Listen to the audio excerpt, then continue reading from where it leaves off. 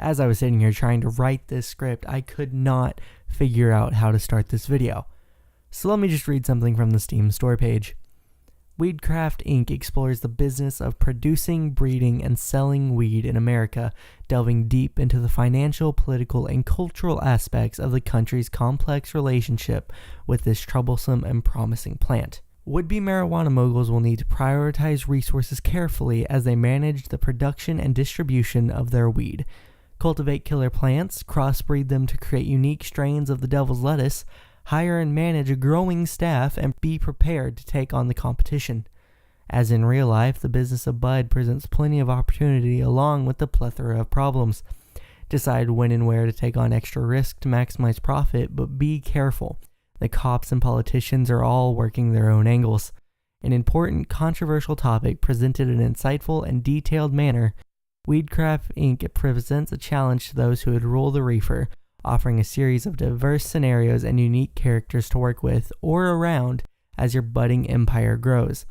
Whether you choose to hobnob with politicians, pay off the police, fight for medical marijuana rights, or work the legal system, it's all in the name of the sticky icky and your cutthroat corporate profits. That sounds awesome, right? Yeah, well, I thought so too. Luckily, Weedcraft Inc. strays away from the typical 420 culture and handles the subject in a very mature manner. What really lets the game down is the repetitive clicker-style gameplay with the weed skin applied to it. When you select this specific strain of weed you want to grow, you have to make sure it's watered and trimmed. This happens by clicking the buttons every few seconds.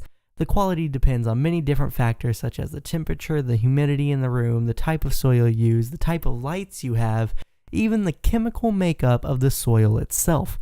To do that, you have 3 different bars you change to balance and get the measurements correct. Later on in the game, you unlock research points which you can use to get correct measurements for the strain of weed you are using, but before that, it's just a game of trial and error. The quality and type of strain are both very important. Only certain societal groups will be interested in certain strains.